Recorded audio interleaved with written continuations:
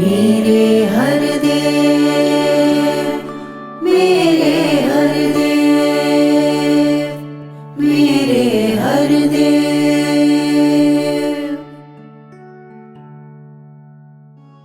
भाग 2 युवा हरदेव।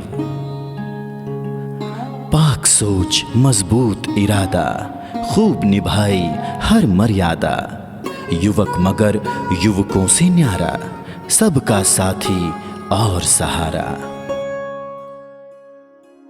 हरदेव सिंह जी ने जब युवावस्था में प्रवेश किया तो नैतिक शिक्षाओं और गुरुमत भरे संस्कारों के कारण आपके जीवन की दिशा तीव्र गति से आध्यात्मिकता की ओर बढ़ती दिखाई दी। सामान्य युवकों की अपेक्षा आपके युवा हृदय में हर पल मानव प्रेम, देश प्रेम तथा विश्व प्रेम की भावनाएं उमड़ती दिखाई दी। सेवा सत्कार का जज्बा हर वक्त हिलोरे मारता दिखाई देने लगा। आपके उज्जवल चरित्र व पावन विचारों वाले ऊंचे व्यक्तित्व को देखकर सभी युवा साथी भी सहज ही आपका दिल से सम्मान करने लगे और देखते ही देखते आप युवा वर्ग के लिए एक उच्च आदर्श बनते गए। खुद सेवा करके दूसरों को सुख पहुंचाने वाला भाव आपके भीतर हमेशा प्रबल रहा। एक बार राजपुरा से पटियाला बस में जाते समय आपने देखा कि एक बुजुर्ग के लिए कोई सीट खाली नहीं है। आपने उस बुजुर्ग सज्जन को अपनी सीट देकर स्वयं पूरा सफर दरवाजे के पास खड़े होकर तय किया। हर कर्म में बड़ी सरलता और सहजता से अपने आप को साधारण रूप में पेश करना आपके असाधारण व्यक्तित्व और महानता को दर्शाता रहा। दयालु हृदय होने के कारण आपसे किसी का भी दुख देखा नहीं जाता था। अभी आपकी छोटी बहन जगजीत जी की शादी तय ही हुई थी कि आपको पता चला कि बहन जी की ससुराल में किसी को अचानक रक्त की आवश्यकता है। खामोश सेवादार हरदेव जी ने एक क्षण भी नहीं कमाया और बिना किसी को बताए हॉस्पिटल में रक्त देने पहुंच गए। हरदेव जी रिश्तों के दायरों से ऊपर उठकर दूसरों का दुख दर्द कम करने की भरपूर कोशिश करते थे। यूं तो सद्गुरु के वचन सभी सुनते हैं, परंतु उनको कर्म में ढालने वाले कुछ विशेष ही होते हैं। एक बार सद्गुरु बाबा गुरबचन सिंह जी कुछ महापुरुषों के साथ मसूरी में कैमल बैक रोड से गुजर रहे थे। बाबा जी ने बीच रास्ते में पड़ा एक बड़ा सा पत्थर देखकर सहज भाव से कहा, ये पत्थर बीच रास्ते से हटाकर किनारे कर देना चाहिए ताकि किसी आने जाने वाले को ठोकर ना लगे। हालांकि उनका वचन तो सबने सुना, परंतु सद्गुरु के साथ साथ चलने की लालसा में सभी गुरसिख आगे बढ़ गए। जब संतों का ये काफिला काफी आगे पहुंच गया तो किसी महात्मा ने देखा कि हरदेव जी उनके साथ नहीं हैं। जब कुछ संत उन्हें ढूंढने वापस आए तो उन्होंने देखा कि हरदेव जी उस बड़े पत्थर को अकेले ही धकेल कर किनारे की ओर ले जा रहे हैं। आपने गुरु के साथ चलने की बजाय उनके वचन को मानना अधिक महत्वपूर्ण समझा। मन में सद्गुरु के प्रति असीम आदर सत्कार का भाव होने के कारण आप बाबा जी के सामने बहुत ही कम बोलते थे और हर बात को बड़ी मर्यादा और नपे तुले शब्दों में ही कहते थे। आपकी दृढ़ आस्था थी कि गुरु के सम्मुख गुरसिख को अपनी सीमा व मर्यादा का उल्लंघन कभी नहीं करना चाहिए। किशोर अवस्था से ही हरदेव जी सत्संग में फोटोग्राफी की सेवा करते थे। देश हो या विदेश, आप जहां भी सद्गुरु के साथ जाते कैमरा आपके साथ ही होता और आप गुरु एवं गुरसिख के मिलाप के सुनहरे पलों को कैमरे में कैद करके मधुर यादों के रूप में समेट लेते। युवावस्था तक पहुंचते पहुंचते आप वार्षिक संत समागमों तथा अन्य महत्वपूर्ण अवसरों पर वीडियोग्राफी की सेवा भी करने लगे। आप सेवा में इतने मग्न हो जाते कि आपको अपनी भूख प्यास का भी ध्यान नहीं रहता था। जब राजमाता जी बाबा गुरबचन सिंह जी के साथ पहली विदेश यात्रा से वापस आईं, तो उन्होंने देखा कि हरदेव जी को संगत की वीडियो बनाते बनाते सुबह से शाम हो गई। एक मां होने के नाते राजमाता जी ने बाबा गुरबचन सिंह जी से कहा, देखो, सेठ जी सुबह से बिना खाए पिए ही सेवा में लीन हैं। बाबा गुरबचन सिंह जी ने सहज भाव से आशीर्वाद देते हुए कहा, कोई बात नहीं, सेवा की खुशी में जवानों को कुछ नहीं होता। अक्सर होता भी यही था कि जब तक सत्संग का समापन नहीं हो जाता तब तक हरदेव जी अन्य सब कुछ भूलकर सिर्फ अपनी सेवाएं निभाते रहते। आपको पिता से अधिक सद्गुरु रूप में बाबा गुरबचन सिंह जी की सेवा व सत्कार करके खुशी मिलती थी। आप एक सेवादार की तरह अक्सर बाबा जी की गाड़ी चलाने की भी सेवा करने लगे। राजमाता जी के शब्दों में, जब मैं और बाबा गुरबचन सिंह जी किसी संत के आग्रह पर उनके घर जाते तो सेठ जी बाहर ड्राइवर की सीट पर ही रहते। कोई अंदर बुलाता तो ये कह देते कि दास ड्यूटी पर है, इसलिए गाड़ी के पास ही रहना है। ये महापुरुषों द्वारा दिया गया जलपान भी गाड़ी में ही ग्रहण करते। आप स्वयं कर्म करके यही सिखाते रहे कि सेवादार का केवल यही कर्तव्य होता है कि वो अपने सद्गुरु की सेवा पूर्ण समर्पित भाव से करे। सेवा दल सदस्यता एवं संचालन। हरदेव जी सन 1971 में संत निरंकारी सेवा दल के सदस्य बने। आपका सेवा दल की वर्दी पहनकर मैदानों में सेवा करना हजारों नौजवानों के लिए प्रेरणा स्रोत बन गया। सेवा भावना से ओतप्रोत हरदेव जी स्वयं अपने हाथों से सेवा करके प्रसन्न होते थे। धूप हो या बरसात, आप अपनी सेवा का स्थान कभी नहीं छोड़ते थे। संगत की पूरी व्यवस्था संभालते और सबके जाने के बाद पूरे मैदान का चक्कर लगाकर देखते कि कहीं किसी संत का कोई सामान तो नहीं छूट गया या किसी कारण से किसी को कोई परेशानी तो नहीं हो रही। जब सत्संग का समापन हो जाता तो आप अन्य सेवादारों के साथ मिलकर लंगर ग्रहण करते। आपकी धारणा थी कि सेवा ऐसी हो जिससे दूसरों को आराम और प्रसन्नता मिले। आप हमेशा भाई बहनों सहित सेवा दल के अधिकारियों के पास चले जाते और पूछते कि आप जी ने हमारी सेवा कहाँ लगाई है, आदेश दीजिए।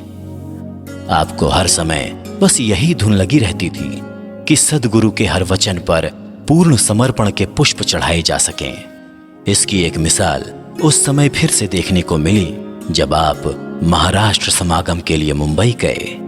उन दिनों मुंबई भवन में केवल 2 ही फोन होते थे, एक भवन के कार्यालय में जो कि बहुत व्यस्त रहता था और दूसरा सद्गुरु बाबा गुरबचन सिंह जी के कमरे में। आपने बाबा जी के कमरे में जाकर फोन करना उचित नहीं समझा और कार्यालय में फोन करने चले गए। वहां बैठे हुए महात्मा आपसे परिचित नहीं थे। उन्होंने कहा, महापुरुषों, आप फोन भवन के बाहर एसटीडी बूथ से करें। यदि आप चाहते तो अपना परिचय देकर वहीं से फोन कर सकते थे, लेकिन आपने उनके वचन को सद्गुरु का वचन मानते हुए बाहर जाकर पब्लिक बूथ से ही फोन किया। आपको सेवा में मग्न देखकर कोई ये अनुमान ही नहीं लगा पाता था कि आप सद्गुरु के सुपुत्र हैं। एक बार जब लंगर की सेवा के बाद आपने देखा कि कुछ बर्तन वहीं रह गए हैं तो आपने बिना किसी को कहे सभी बर्तन एक थैली में भरे और उन्हें वापस यथास्थान पहुंचा दिया। आपकी एक आवाज पर अनेक सेवादार उस कार्य को पूरा कर सकते थे, किंतु आपने बिना किसी को आवाज दिए खुद ही उस सेवा को निभा दिया। अनन्य सेवादार वाला आपका रूप अत्यंत प्रेरणादायक था।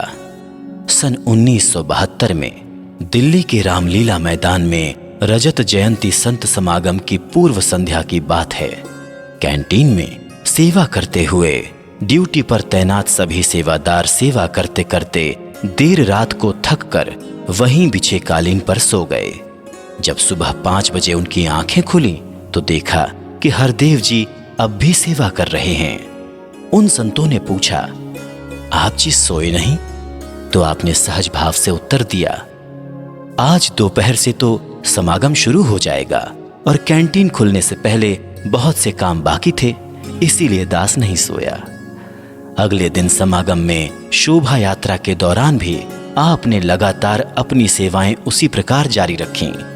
हरदेव जी का यूं बिना थके दिन रात सेवा करना सबके लिए प्रेरणा स्रोत बन गया। सेवा के प्रति आपकी लगन को देखकर केंद्रीय सेवा दल अधिकारियों ने आपको संत निरंकारी कॉलोनी के सेवा दल के संचालक का कार्यभार सौंप दिया, जिसे आपने हमेशा अधिकारियों के आदेशों का पालन करते हुए पूरी तन्मयता से निभाया। आप स्वयं तो अधिकारियों से आदेश लेते, परंतु सेवा दल के संचालक होकर भी सेवा दल सदस्यों को आदेश देने के बजाय बस यही कहते कि संतों आओ, ये सेवा करनी है। हरदेव जी स्वयं को सेवादारों के बीच यूं शामिल कर लेते कि पूरी यूनिट ही आपके हर छोटे बड़े संकेत को समझते हुए उस सेवा में जुट जाती थी। आपको इस तरह सेवा करते देख साथी सेवादारों में भी सेवा करने का एक नया जज्बा व जोश भर जाता था। एक बार दिल्ली में सितंबर के महीने में यमुना नदी में बाढ़ आने से निरंकारी कॉलोनी में 5-6 फुट पानी भर गया व बिजली कट जाने से आसपास चारों तरफ अंधेरा छा गया। हरदेव जी ने सबकी सुविधा को ध्यान में रखते हुए किसी तरह व्यवस्था करके भवन की सबसे ऊंची मंजिल पर रोशनी के लिए बड़ी बड़ी लाइटें लगा दी। बाबा गुरबचन सिंह जी के निर्देशानुसार आप अन्य सेवादारों के साथ मिलकर पूरे क्षेत्र में कई दिनों तक पानी से भरे रास्तों को कुछ खाली ड्रमों की नाव बनाकर पार करते हुए घर घर जाकर भोजन पहुंचाते रहे। आपकी ऐसी समर्पित सेवा भावना को देखकर यही प्रतीत होता मानो निरंकार प्रभु हरदेव जी को आने वाले युग में मानवता की बागडोर संभालने के लिए तैयार कर रहा हो। आप मानवता के प्रति अपने हृदय में बहते हुए सेवा के सैलाब को अक्सर संगतों में ये कविता पढ़कर प्रकट करते। नौजवानों मिशन देओ, सेवा च जीवन ला देओ, सेवा ही साडी जिंद है, सेवा ही साडी जान है। Nirankari youth forum. बाबा गुरबचन सिंह जी ने नौजवानों को सही व आदर्श दिशा देने के लिए निरंकारी यूथ फोरम का गठन किया। इस दिशा में हरदेव जी का अथक प्रयास देखकर बाबा गुरबचन सिंह जी ने निरंकारी यूथ फोरम की मुख्य जिम्मेदारी आपको सौंप दी। बाबा गुरबचन सिंह जी ने सन 1973 में दूसरी मसूरी कॉन्फ्रेंस में युवाओं के लिए इन सिद्धांतों की रूपरेखा दी।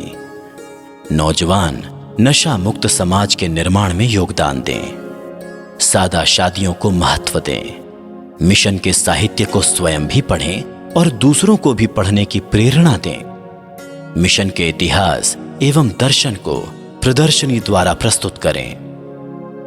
अपने बुजुर्गों का सत्कार करते हुए तथा उनके अनुभवों का लाभ लेकर मिशन के प्रचार में सक्रिय रूप में योगदान दें। आपने इन सिद्धांतों को अपनाने और नौजवानों तक पहुंचाने के लिए आगे बढ़कर सद्गुरु से आशीर्वाद लिया। इस फोरम को गति प्रदान करने के लिए 27 जुलाई सन 1975 को प्रथम all India youth conference Delhi में आयोजित की गई। सभी शहरों के युवा प्रतिनिधि इस कॉन्फ्रेंस में शामिल हुए। निरंकारी यूथ फोरम की रहनुमाई स्वयं बाबा गुरबचन सिंह जी एवं निरंकारी राजमाता कुलवंत कौर जी ने की। हरदेव सिंह जी ने सभी नौजवानों की ओर से सद्गुरु के चरणों में एक प्रार्थना पत्र समर्पित किया, जो कुछ इस प्रकार था। आज दिनांक 27 जुलाई सन 1975 को हम सब निरंकारी युवक व युवतियां यहां आपके पवित्र चरणों में पहली बार इस प्रकार एकत्रित हुए हैं और सदा एक साथ मिलकर सेवा करने का आशीर्वाद लेने आए हैं। हमें दातार की कृपा से समझ में आ चुका है कि आपके द्वारा बनाई गई रूपरेखा हमारे आने वाले भविष्य व मानव समाज के लिए अत्यंत उपयोगी है। आप हमें आशीर्वाद दें कि हम अपने मिशन के पुरातन एवं अनुभवी महापुरुषों के अनुभवों का लाभ उठाते हुए और उन पर आचरण करते हुए भावी समाज को स्वस्थ वातावरण दें एवं देश के अच्छे नागरिक बन सकें तथा आपके द्वारा मानव कल्याण हेतु चलाए जा रहे निरंकारी मिशन को विश्व के हर कोने में पहुंचाने में सहायक हों। हे भविष्य निर्माता, हमारी आपके चरणों में यही विनय पूर्वक प्रार्थना है कि आप हमें शक्ति दें कि हम आपके वचनों पर अपना सर्वस्व न्यौछावर कर सकें, ताकि आप आध्यात्मिक जागृति द्वारा मानव एकता लाने का जो प्रयास कर रहे हैं उसमें हम आपके सहयोगी बन सकें। इस कॉन्फ्रेंस में बाबा गुरबचन सिंह जी ने आशीर्वाद देते हुए फरमाया, हम बूढ़े तो हो सकते हैं, लेकिन उत्साह कभी बूढ़ा नहीं होता, ये जीवन पर्यंत जवान रहता है। मेरी कामना है कि सभी नवयुवक सही मार्ग पर चलते हुए मानव कल्याण में सहयोगी बने। आपने नवयुवकों में सकारात्मक कार्यों की ओर अपनी ऊर्जा लगाने के लिए उत्साह भरा। स्थान स्थान पर आयोजित गोष्ठियों में आपने 3 बातों पर विशेष बल दिया: संयमी जीवन, प्रेम पूर्ण सेवा भावना और अनावश्यक व्यय तथा नशे से दूर रहना। हरदेव जी ने अपने नौजवान साथियों के सहयोग से मिशन के दर्शन और इतिहास पर केंद्रित निरंकारी प्रदर्शनी का शुभारंभ किया। सन 1975 से लेकर आज तक ये प्रदर्शनी वार्षिक व प्रांतीय समागमों के आकर्षण का केंद्र बनी हुई है। निरंकारी यूथ फोरम के सदप्रयासों से जहां आपने युवाओं की सोच को सही दिशा व गति प्रदान की, वहीं मिशन के आध्यात्मिक साहित्य को भी असंख्य पाठकों तक पहुंचाया। हरदेव जी ने सदगुरु बाबा गुरबचन सिंह जी के हर आदेश को अपने मन वचन कर्म से न केवल माना, बल्कि उसे रचनात्मकता भी प्रदान की। आपका विवाह श्री गुरुमुख सिंह आनंद और श्रीमती मदन कौर जी की सुंदर और सुशील कन्या सविंदर कौर जी के साथ होना निश्चित हुआ। हालांकि सविंदर जी का जन्म माता अमृत कौर एवं पिता श्री मनमोहन सिंह जी के घर हुआ था, लेकिन गुरुमुख सिंह जी और मदन कौर जी ने उन्हें गोद ले लिया था। इस प्रकार सविंदर जी का जन्म एवं बचपन गुरुमत से रंगे हुए 2 परिवारों से जुड़ा हुआ था। गुरु मर्यादा, सेवा एवं भक्ति के संस्कार उनको बचपन से ही मिले। सविंदर जी अत्यंत मेधावी, प्रतिभाशाली और करुण हृदय थीं। उन्हें देखकर सब कह उठे कि हरदेव जी और सविंदर जी की जोड़ी कितनी प्यारी और उत्तम है। 14 नवंबर सन 1975 को दिल्ली के रामलीला मैदान में आयोजित वार्षिक संत समागम की पूर्व संध्या पर हरदेव सविंदर जी के शुभ विवाह के अवसर पर हजारों की संख्या में संत जन उन ऐतिहासिक पलों का हिस्सा बनने के लिए पहुंचे।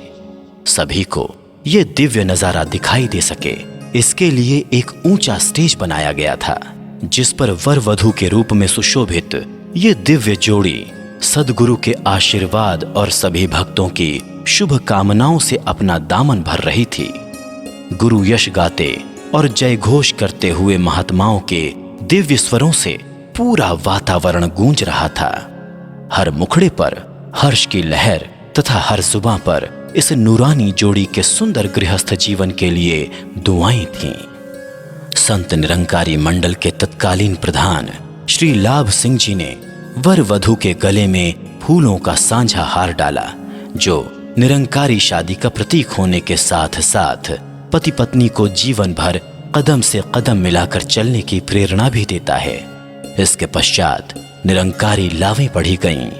इस प्रकार सदगुरु बाबा गुरबचन सिंह जी महाराज, ममतामयी निरंकारी राजमाता जी तथा साध संगत की पावन उपस्थिति में ये शुभ विवाह संपन्न हुआ।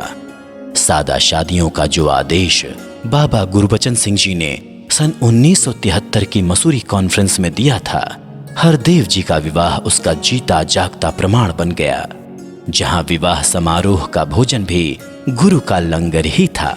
अंत में वर वधू को भरपूर आशीर्वाद देते हुए बाबा जी और राजमाता जी ने साध संगत से जो कामना की, वो सदियों तक एक मिसाल बनी रहेगी। राजमाता जी ने फरमाया, साध संगत जी, अभी आपने खुशियों भरा समय देखा है। वाकई जिन बच्चों की आप खुशी मना रहे हैं, ये आपके ही बच्चे हैं।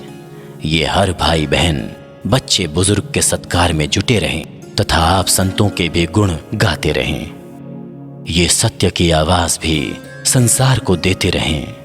आप सारी साध संगत मिलकर ये आशीर्वाद दें कि ये बच्चे फलें फूलें और साध संगत व बाबा जी इन्हें जैसे चलाएं वैसे ही चलें। यही साध संगत के दर से मांगना है, क्योंकि साध संगत कामधेनु होती है।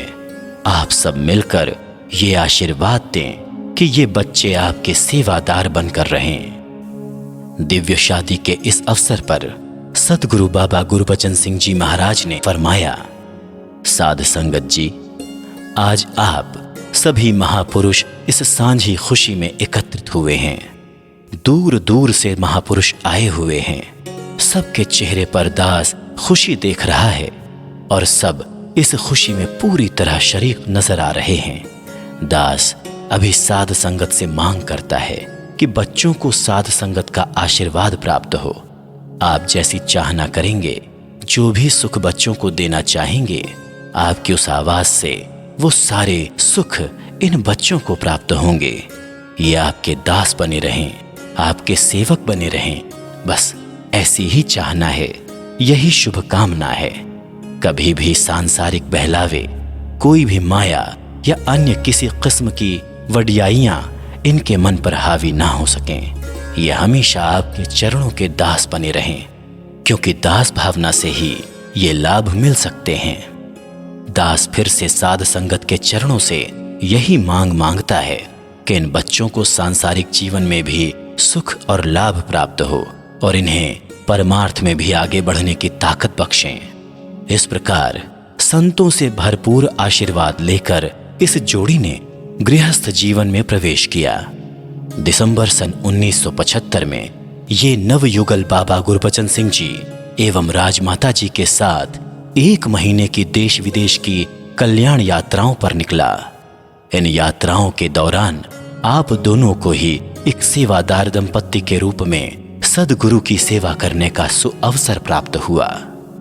सेठ हरदेव जी व सविंदर जी दोनों ने मिलकर जीवन का प्रत्येक पल मानव कल्याण को समर्पित करते हुए सेवा एवं भक्ति का सुंदर आदर्श स्थापित किया। निरंकार प्रभु की कृपा से हरदेव जी और सविंदर जी के आंगन में सन 1977 में समता जी, 1979 में रेणुका जी और सन 1985 में सुदीक्षा जी ने जन्म लिया।